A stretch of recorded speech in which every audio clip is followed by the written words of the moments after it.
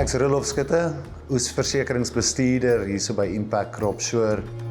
Ek voorsien die hele oesversekeringsbesigheid en hanteer enige herversekeringssake in die buiteland met ander rolspelers. Ek is Elenay van der Reever, ek is in beheer van die eise by Impact Cropshore.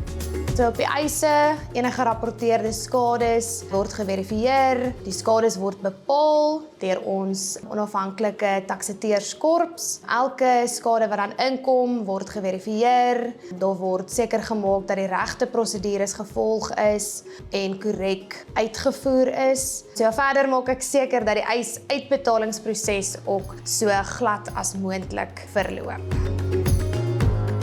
So ons is natuurlik 'n oesversekeringsonderskrywer na al vir 7 jaar wat oesversekeringsoplossings aan boere bied.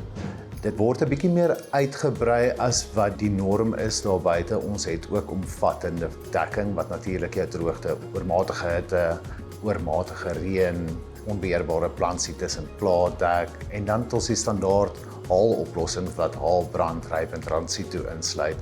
Ons bied egter net dekking op standaard groeiende gewasse wat sal insluit jou mielies, sonneblom, soja, droëbone, graan, sorghum en nog vele ander. Verder bied ons ook dekking op wintergewasse, byvoorbeeld jou koring, gars en dan ook haver.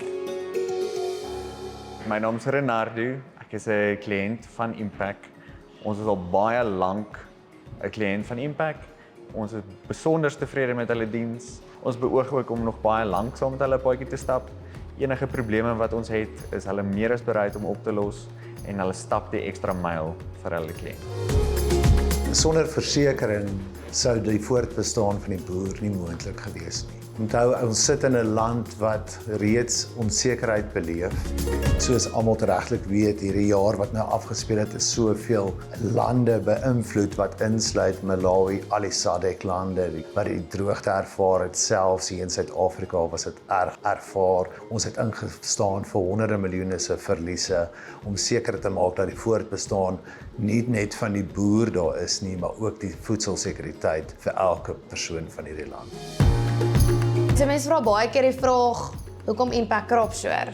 Ek vra die vraag, hoekom nie?